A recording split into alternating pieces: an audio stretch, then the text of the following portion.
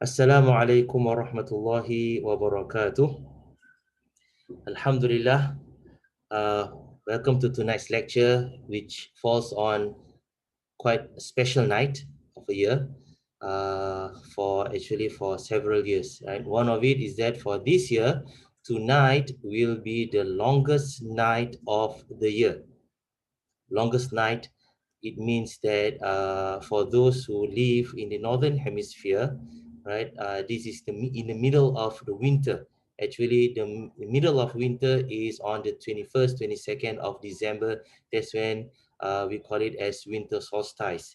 It is when the sun is at its furthest location from the equator. So we have the equator here.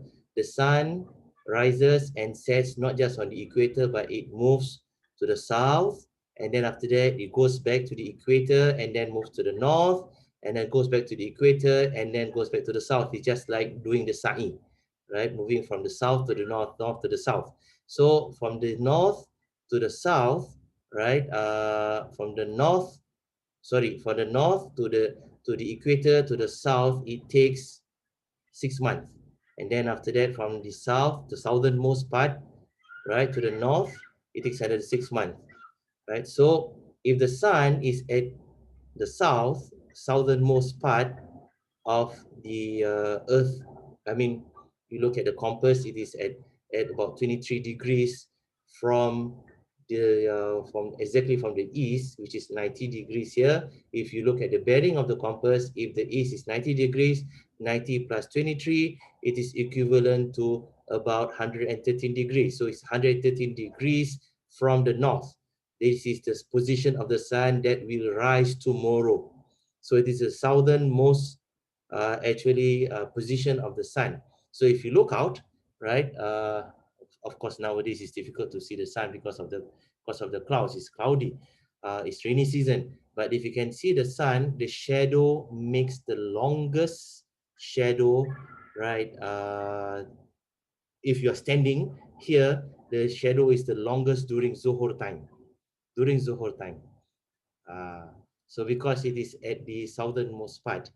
So when the sun is at the southernmost part, right, the northern hemisphere experiencing winter because the south is further to the south, right? The sun is further to the south. So when the sun is at southernmost part, this is in the middle of the winter, where the night is the longest and the day is the shortest. So tonight is the longest night of the year for those who live in the northern hemisphere. But for those who live in the southern hemisphere, like Australia, New Zealand, South Africa, and so forth, tonight will be the shortest night of the year, 21st. And then 22nd, we call it as winter solstice. 23rd, the sun starts to move back.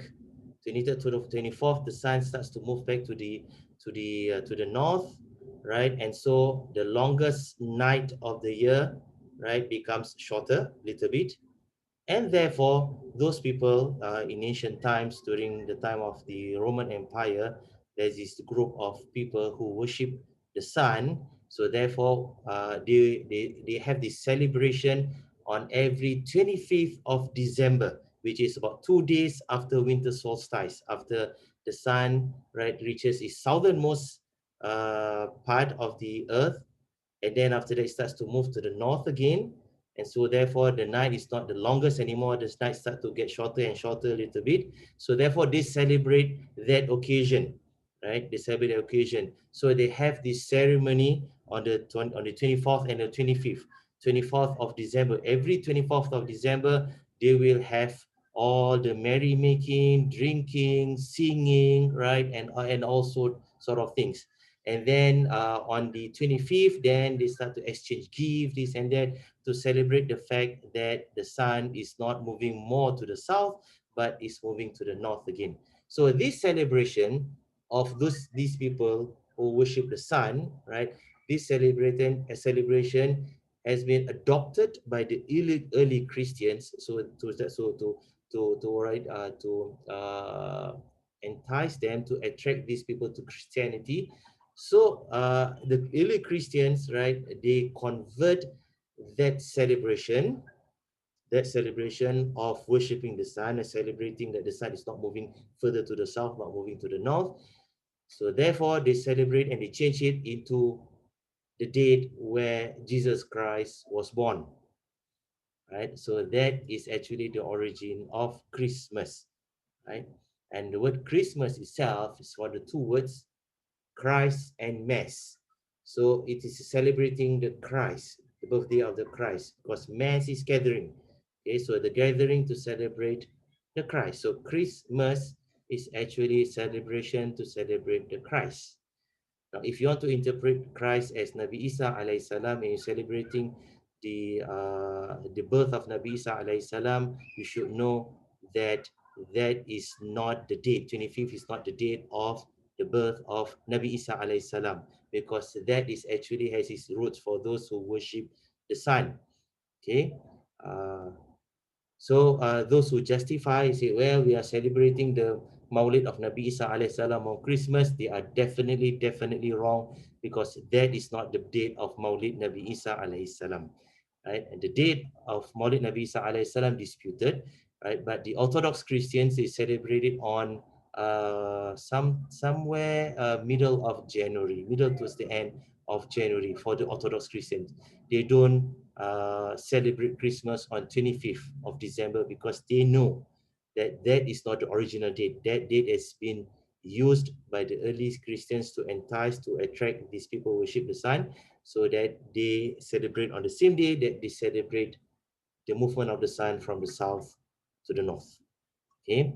Uh, but then people said, can we wish other people Christmas or not? Of course, like I said, there are differences in opinion. Some scholars say it's okay because Christmas doesn't mean anything. Some people say, no, it's not okay because Christmas has religious connotation, this and that.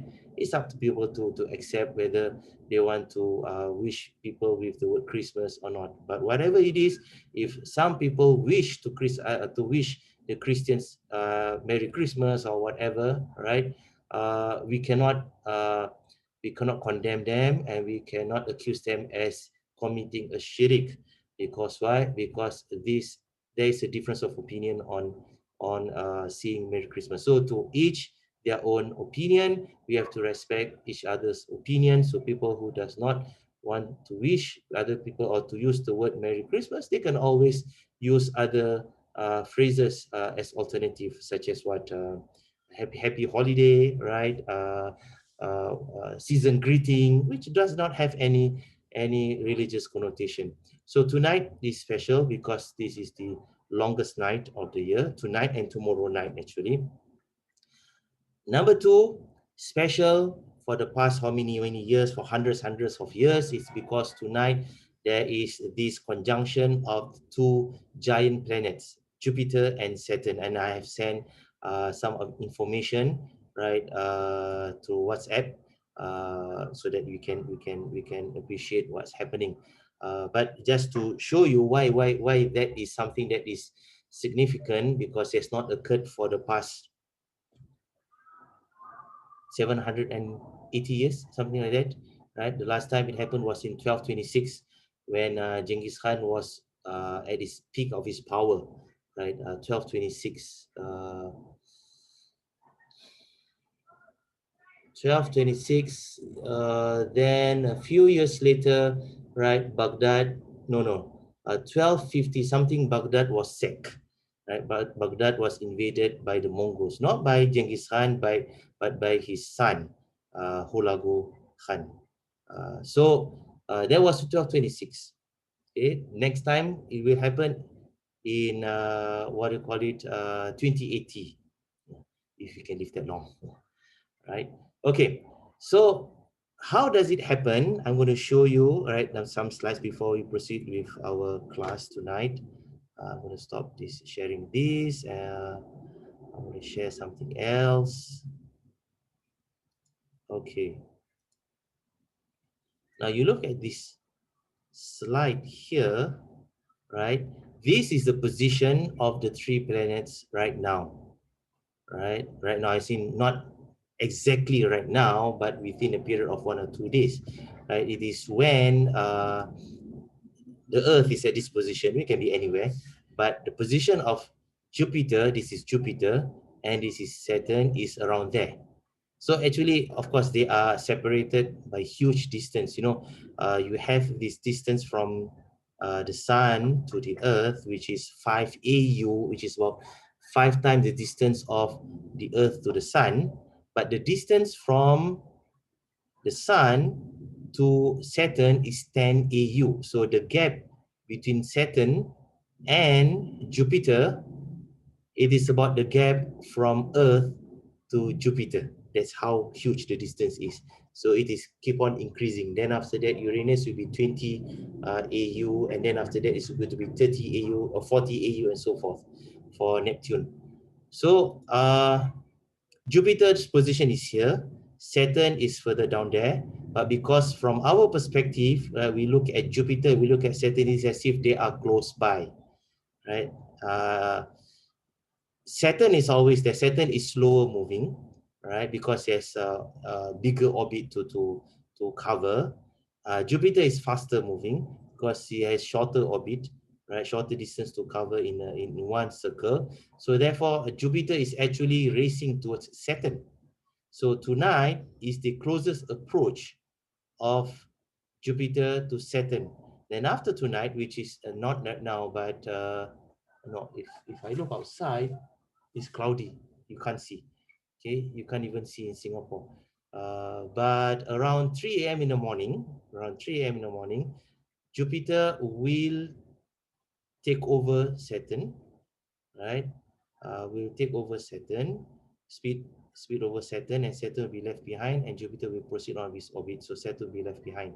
So tomorrow night we'll see that Jupiter is somewhere around here, Saturn is at the back, and night after that we can see the further separation of Jupiter and Saturn. Right, slowly it will separate itself. So it is closing, approaching. Then after that it will pass over. Of course, it's not exactly behind, but it's somewhere up there. Saturn is up there, Jupiter is down here, so it is moving right under it, right? There will be a time when this is Jupiter, right? And this is Saturn at the back, but Jupiter will then passes over Saturn. And so Saturn will be eclipsed by Jupiter. You can't see Saturn except just the ring protruding outside Jupiter, just like that, right? Jupiter will pass over Saturn, and then after that will move away. But that will not happen in the near future. This has been calculated that the next one will happen in the year what I give you 7,000 what the year now it's the second millennium, but it's going to be on the 7th millennium, which is about 5,000 years from now. Yeah, it is in the year 7541. La ilaha illallah, Muhammadur Rasulullah. 5,000 years from now, right? Not sure whether we'll be around or the Earth will be around, right?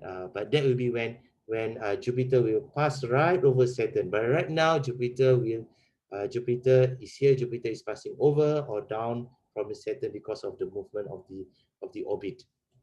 It can be calculated. Allah SWT has like I shared with the participants last week.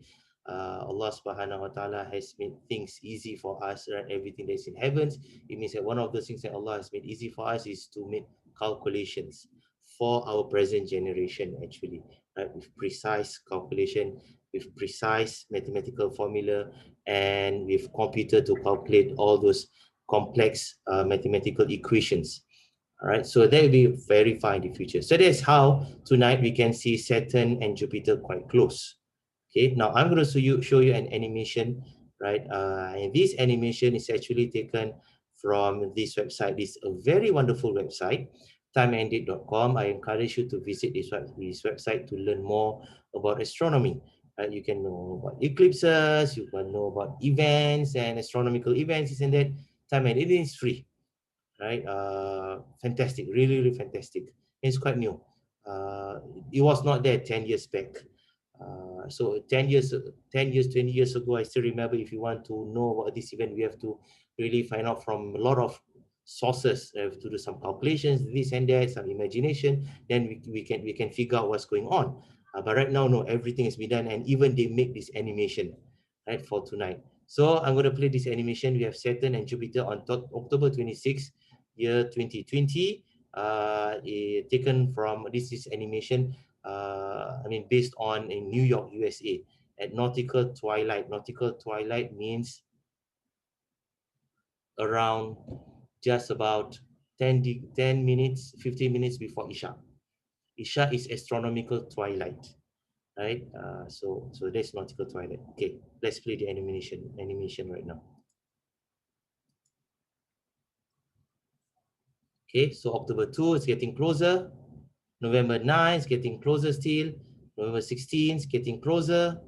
November 23rd, closer, really getting closer.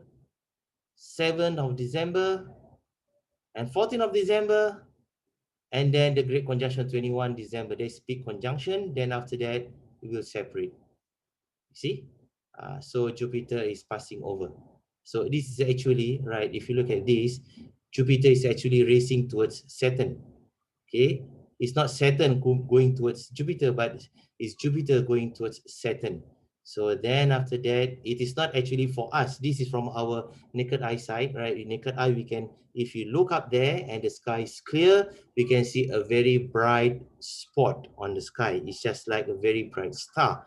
But it's actually two planets combined together, but they are not actually one behind each other. If one behind each other, then the brightness is not that really bright, right? It's just the brightness of Jupiter itself, because the brightness of Saturn will be eclipsed by Jupiter. But when Jupiter and Saturn is passing over, right, not being eclipsed behind, but passing over, top or bottom. So if you look from telescope, you can see some separation from them, but from naked eye, we cannot see that separation. It's very, very small, tiny separation. Our eye cannot differentiate. So we can see these two bright giant stars with their bright, light reflected from the sun, combined together. It's as if they are combined together to produce that very beautiful bright spot in the evening sky. Then after that, both of them will set, right? This is the horizon, okay? Okay, then they said there's a question here. You can only see the great conjunction of Jupiter, Saturn, and open space, right? From HDB flats. You can see from HDB flats if, right, for example, your western horizon is not being covered by another HDB flat, or you live at the topmost floor. If you live at the second floor, fifth floor, and then in front of you on the western part, on the western horizon is another flat, forget it. You can only see their toilets and their kitchens. But if you're at the topmost floor, right, and all other flats in front of you on the western part or all lower than you, you can see. If weather permits, lah, of course, right? If the sky is, there's no cloud on the western horizon, and it's not that bright, like it's not. We do not have full moon like tonight. It's the perfect night to see that conjunction, but unfortunately we can't, right? So because we can't see, we have to rely on some of these, what they call it as simulation, okay, and animation. Okay, so that's about it about the conjunction. The next one will be about 2080. All right, 60 years from now. So if you are 20 years right now or less than 20, there's a high chance that you can see them when you are, well, close to 80 years old. All right, if you're still alive, inshallah. But if you are 40, 50, 30 years old, you want to wait another 60 years, I say good luck. All right, we do not know, of course. Maybe you might reach to the age of Dr. Mahathir, who knows, right? Okay, so that's about the conjunction about tonight. So we are now, it's about 8:25. In about less than an hour's time, let's say about 40 minutes time, we can't see that conjunction, the great conjunction anymore, because both of these planets will set. Right? They will set around 9:13 p.m. tonight. Okay, see, every 20 years, these two planets will meet each other. I mean, their orbit will be aligned with the sun. So it is the sun. If it is the sun, this is Jupiter, this is Saturn, they'll be aligned every about 20 years. Why? Because Jupiter orbits around the sun every 12 years. And Saturn orbits around the sun every 29 years. Every 29 of terrestrial Earth, terrestrial years. So 12 to 29. Now you put the ratio into 2, it means that almost every 2 rounds of Jupiter, it will meet Saturn. The ratio is around like that. If you take, let's say, Jupiter's orbit is 12 years, and Saturn's orbit around the sun, or Saturn's here is well, 29 years, let's put it as 30 years. So you have 12 ratio to 30, and you reduce it, you have 2 to 5. 2 to Jupiter, 5 to Saturn. So it means that for every 2, close to 2 orbits of Jupiter, right, close to 2 orbits of Jupiter, it will meet Saturn again. So every 1 round and a 2 round, and then it will meet Saturn again. So that is what they call it, the ratio of the orbits of all these planets. So from just this ratio, of course, this is a very rough estimate. You have to really calculate in precise detail when they will meet, right? But we can roughly gauge plus minus a year or two. So about 20 years, something like that, right? Every 20 years, there will be a great conjunction. That's not just a great conjunction, just said the conjunction of Saturn, Jupiter, and Sun. Now the Earth orbit is 1 year, right? And Jupiter's orbit is every 12 years.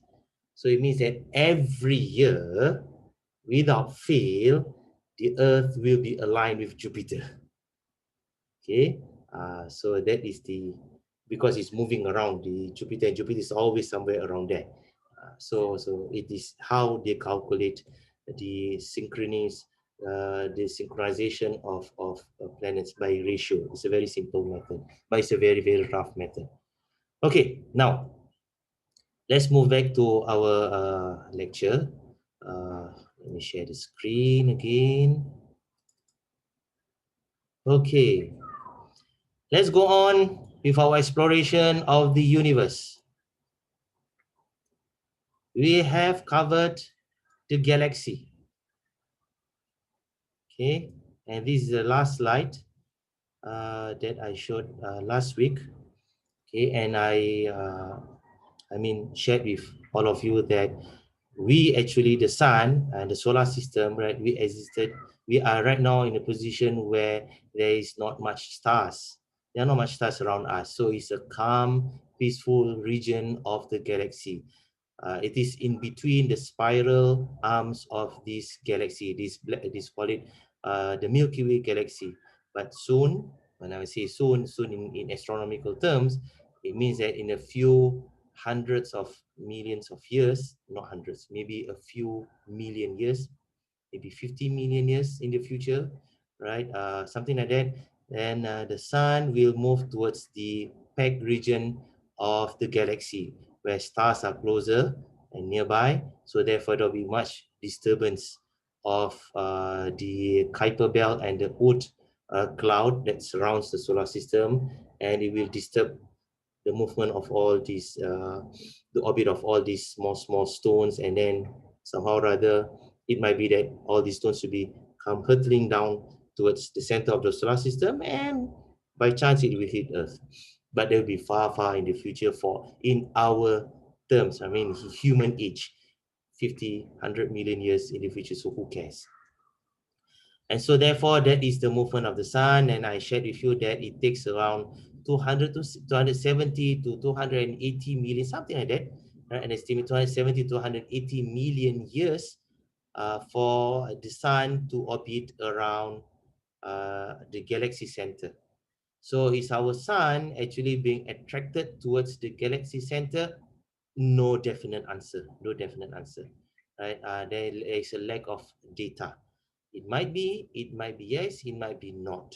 It might be slowly be attracted there, but it's long time before it's being sucked into the central black hole here. By that time, the universe will have collapsed upon itself, and there's no more universe. So it might be that there's no definite data to say that lah, right?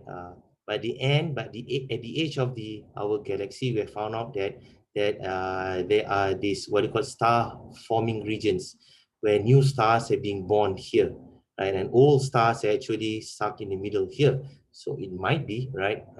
Stars are being slowly drawn into the central black hole, and this is a very very huge black hole, millions of times the size of our solar system, not just the sun, of our solar system. So it's been sucking and attracting and devouring and eating stars at a fantastic rate. We do not know how much, but it's very, very bright because the stars have been compacted there. Right? Millions of stars being compacted into the middle. So that's why the center of the galaxy is a very, very bright and violent place. So the black hole is there, right? Okay, now our galaxy is actually a normal galaxy. It's not too big, it's not too small, just nice. Just like our sun is just a very average normal star, right? Not too big, not too small, just nice. And our Earth itself is positioned not too close to the sun, not too far from the sun, just nice around the region where water can form. It's not too cold, it's not too close, so that it becomes so hot, or not too far, becomes so cold like Mercury, just nice. We call it the habitable zone for us lah, actually, where the water is at can exist at liquid temperature. So all these things we call it as just nice region. We call it as the Goldilocks phenomena. Goldilocks phenomenon. You know the Goldilocks story where this Goldilocks came and saw this place where you have three beds and three souls, whatever, right? And so she found out that that this bed is just nice for me. This soup is just nice for me. This thing is just nice for me. So everything is just nice. It's just like a deliberate attempt for Goldilocks to enjoy in that house. So likewise, Earth, right, is positioned in just nice area. Our Earth, our planet is positioned just nice at the just nice distance from the sun. Our sun is positioned at just nice distance from the center of the galaxy, and at the just nice region of the galaxy where we appear, right, on this planet Earth, right? We've been put down on this planet Earth when the sun is at that, what do you call it, in between the spiral arm of the galaxy, where it is a peaceful region of the galaxy, right? And we might go before the sun moves into the violent region of the galaxy, the spiral arm of the galaxy. Most probably we will go by that time, right? Because Kiamat will be near. And our galaxy is being made as just nice galaxy, not too small, not too big, so that it is quite stable. It is not a violent galaxy. So all this just nice, there's too many coincidences happening. And that is why, right, some scientists, right, they have been pondering. It is as if that this universe is being deliberately created for us, because there's too much coincidence. But for them, some of them, right, for them to point it to God, they actually abstain from saying that, because they say that we do not have any evidence on the existence of God. But too much coincidence, it is being like a deliberately created. But then we ask them, who created this? That we do not have any data to say that who created that. That's where the hidayah comes in. That's where the guidance from Allah comes in. When Allah SWT does not give guidance to someone, even is being presented by 1001 evidence of the existence of God, they will never believe in the existence of God. But if Allah gives hidayah to someone, even there is zero evidence for that person, physical evidence for that person that God exists, he will still believe it. That is the power of guidance, right? And that is Allah's prerogative. Allah wants to give guidance to whoever Allah wants, according to his infinite knowledge, and who deserves that guidance from him. May Allah SWT guide us all through the end of our life. Amin ya Rabbal Alameen. So therefore, too much coincidence. It's like, you know, you are playing a dice. You're throwing a dice. You throw it once, you got a 6. All right, you throw 3 times, you got a 6. Something somewhere is wrong.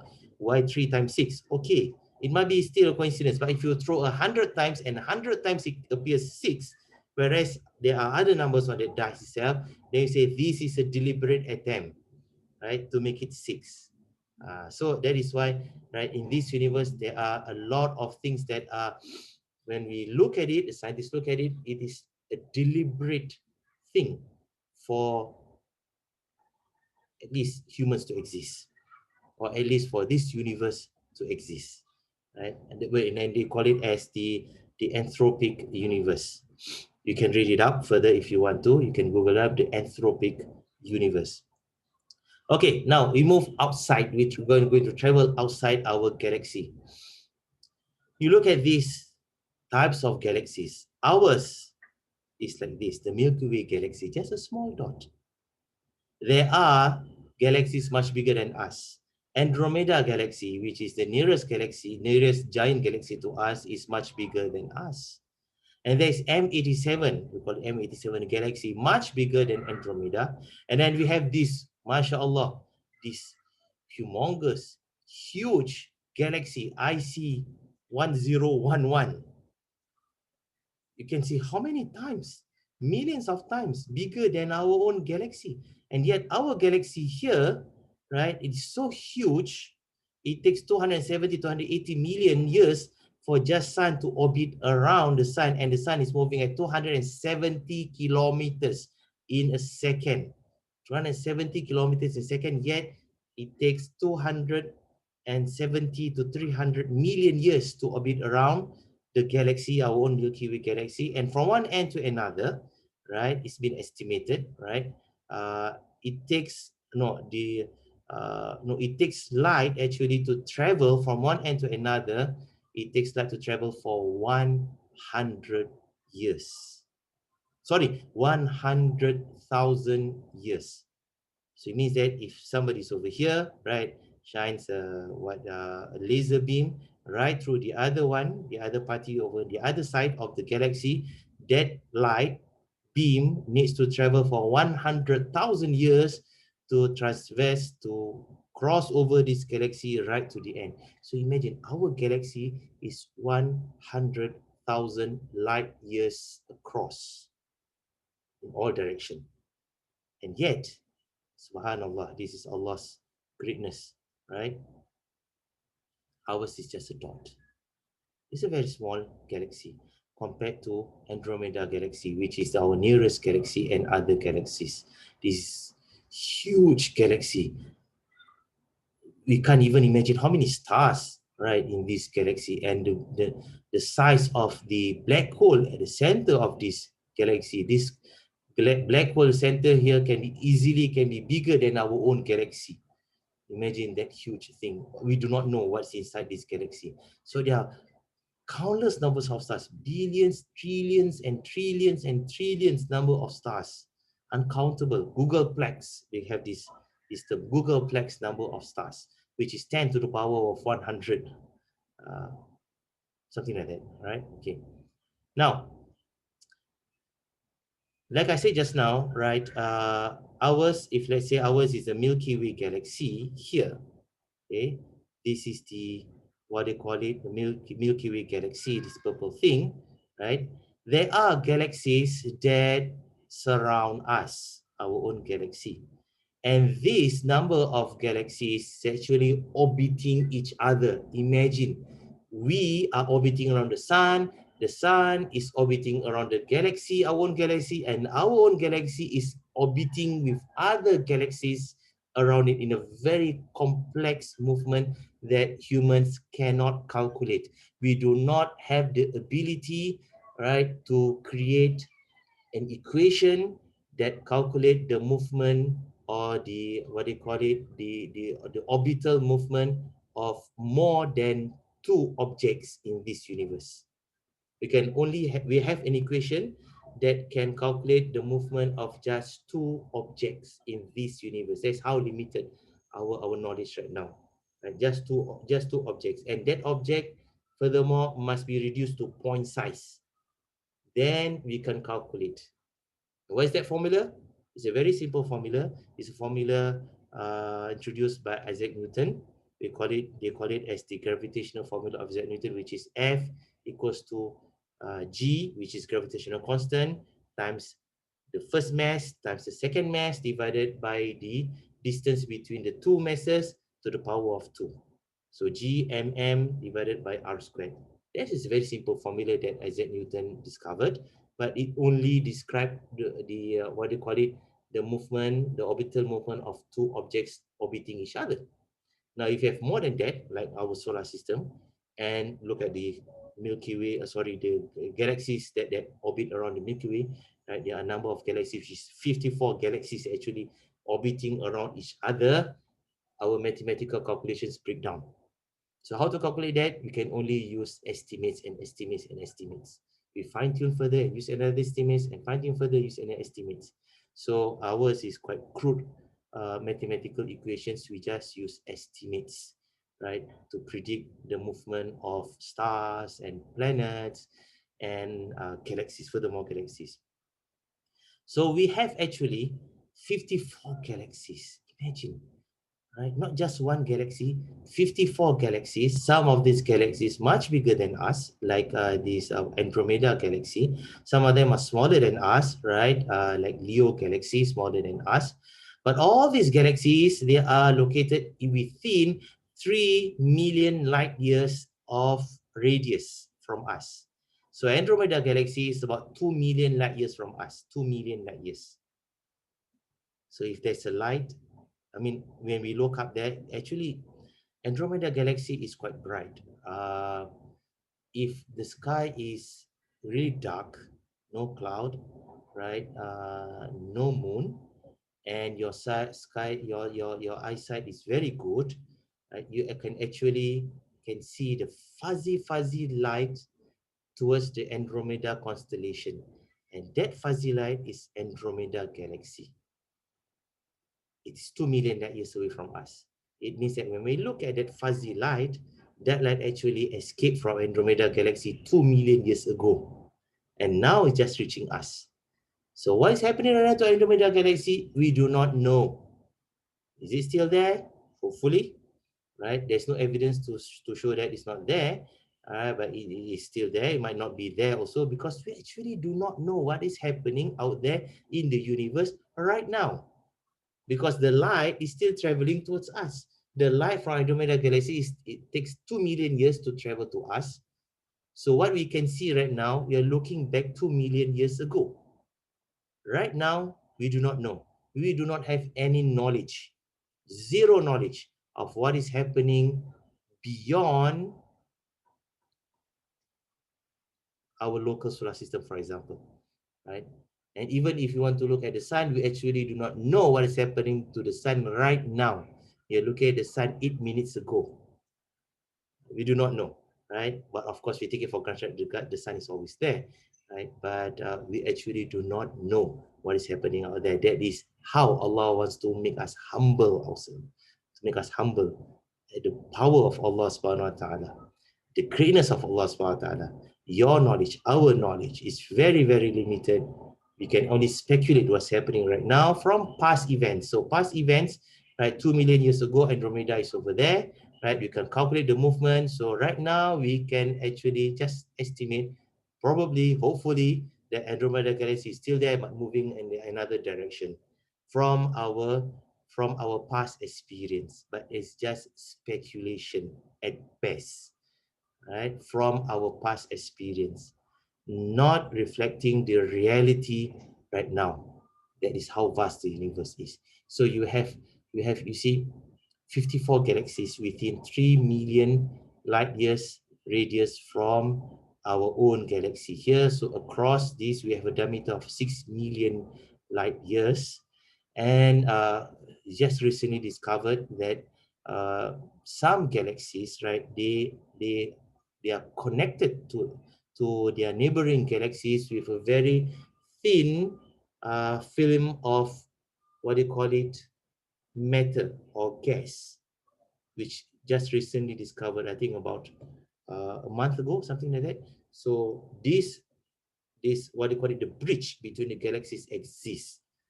We do not know it exists before, right? We do not know that. Right now, we know that they exist. Some galaxies are connected to bridge, just like, we look at trees. Trees are actually connected to each other because the roots actually, right, it goes down. The roots are all going down under there, and it separates underground, and therefore it intertwine with other, with nearby trees. So actually, trees and trees, they can send signal to each other. You cut down one tree, this tree can send a distress signal to another tree. Yes, trees are living creatures. You cut down this tree, you can send a signal to another. And that is why it's not surprising that there are trees, right, where when they bloom, all of them bloom almost at the same time. They flower almost at the same time because they are connected underground. So everything is connected, subhanallah.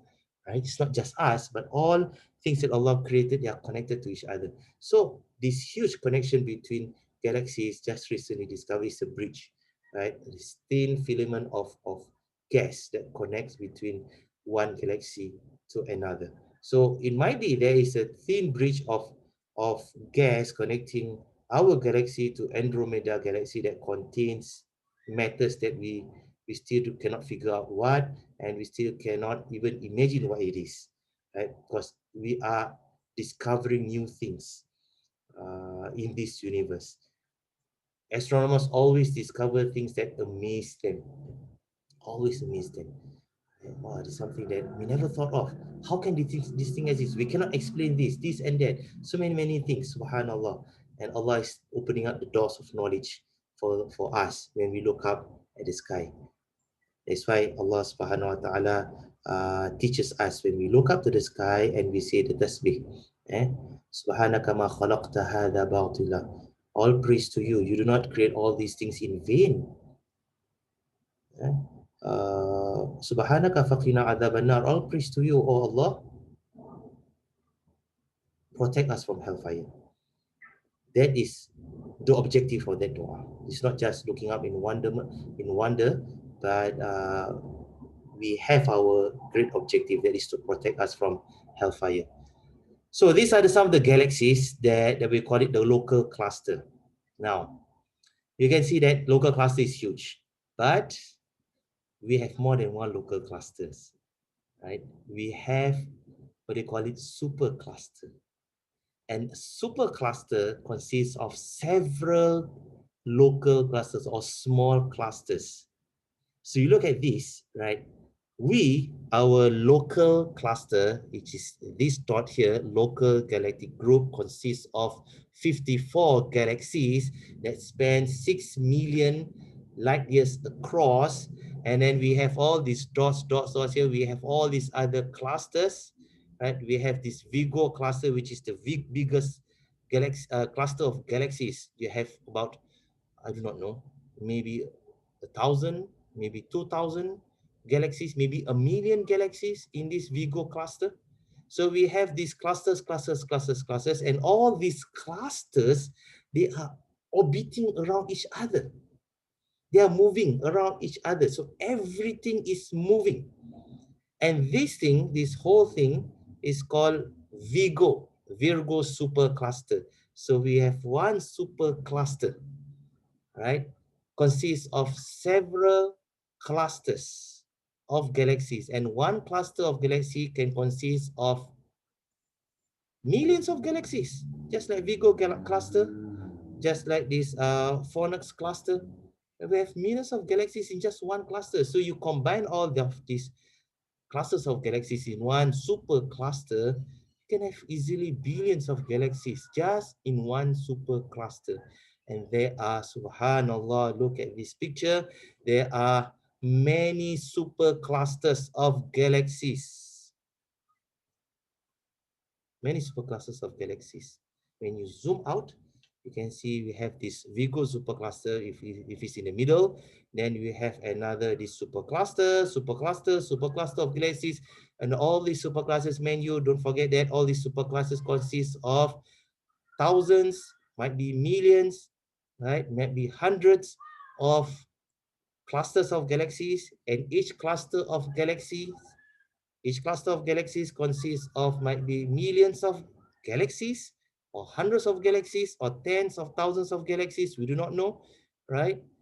And each galaxy, right, contains billions and billions of stars.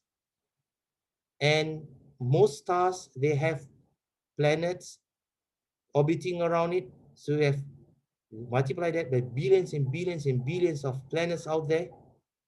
So the vastness of Allah's creation is mind-boggling. This is the, what they call it, the bigger picture of our universe, right? And you look at this, right? We have our local superclusters, and we have other superclusters. And if you zoom out, you can see that it's just like one uniform, what do you call it, distribution of superclusters of galaxies. One uniform distribution of galaxies. And this is very important because it supports one of the theory in what do you call it, astronomy or in astrophysics, that we're going to cover later on when we talk about the Big Bang and its relation with the Quran itself, right? But bear in mind that this is the picture.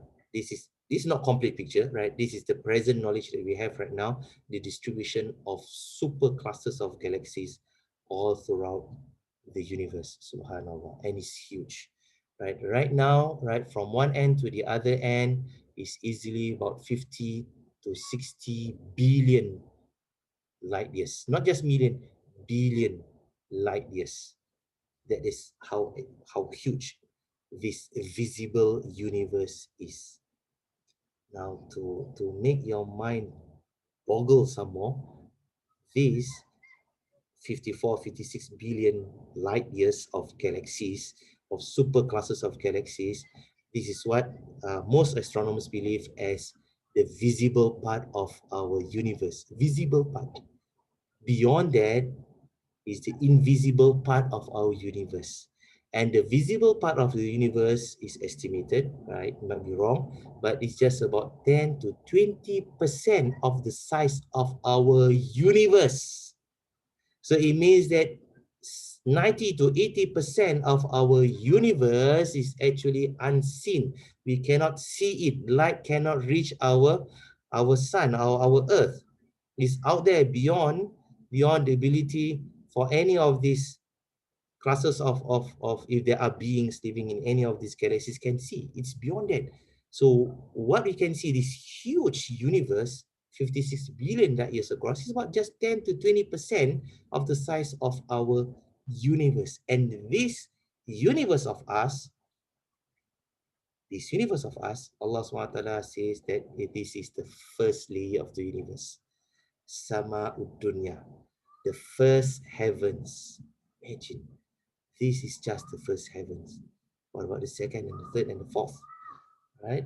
So I share with you this is so that we can have some rough idea on how large our universe is. Subhanallah.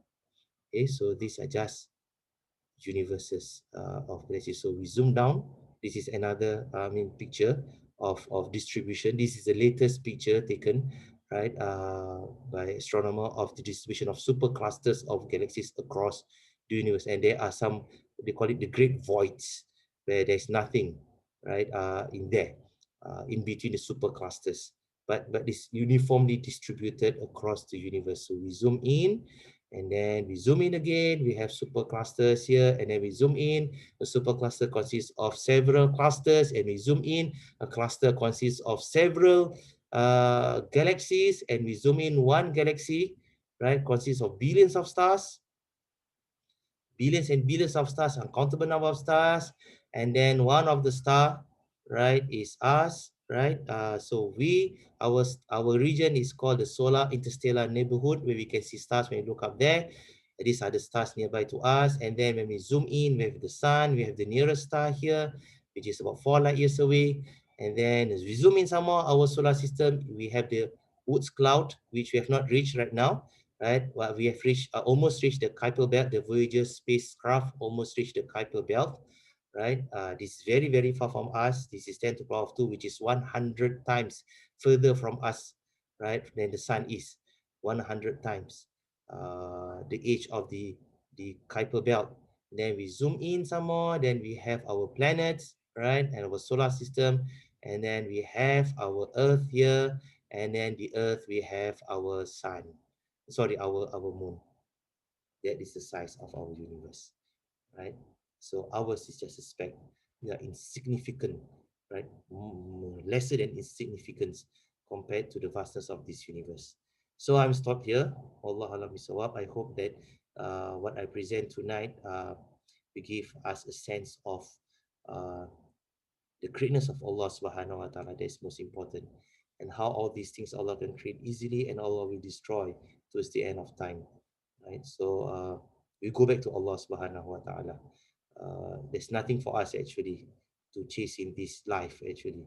And imagine all these things, right? All this vastness of this universe. 56 billion that is across with countless number of superclusters. All of these things are for us in Jannah, inshallah. Because the Prophet ﷺ said, every one of us will given Jannah, a paradise, which is bigger than this earth and the seven heavens. SubhanAllah. So you have infinite number of years to go and explore, right? All these things. So there's no boredom in Jannah. It's not just sitting down, eating, drinking, talking. That's boring. But we want to discover things. So all these things are for us to enjoy. Okay, so I'm stopped here. Alhamdulillah, inshallah. May Allah subhanahu wa ta'ala bless us with beneficial knowledge. Ameen Rabbal Alameen. Let's look at the chat box if there is any question. These are all still in space-time, is it? Yes, it's within, right, our space, but not within our time because we are looking at the past. Right now, we do not know what happened to all these superclusters. Right? It might be there, it might be destroyed.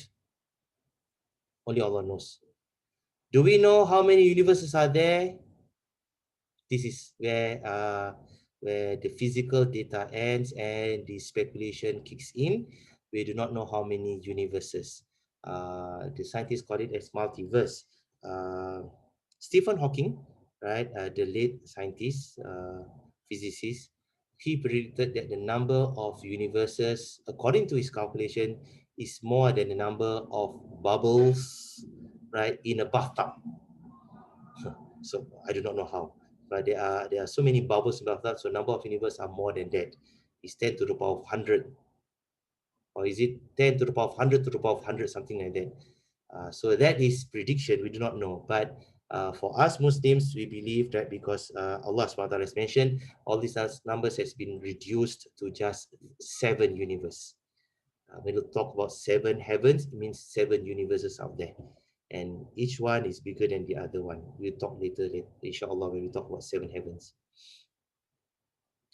Can share with us the name of the link of the elimination earlier? Yes, you can go to timeanddate.com. Just type time and date, TIMEANDDATE, time and date, one word.com. You'll be directed to that wonderful website. You can explore that website, inshallah, for free. Okay, so Alhamdulillah, thank you very much. We're going to continue next week. We're going to go back to our book, right, inshallah, and we'll continue with the discussion on the Big Bang and so forth. Wallahu a'lam bisawab. Thank you, and assalamu alaikum wa rahmatullahi wa barakatuh.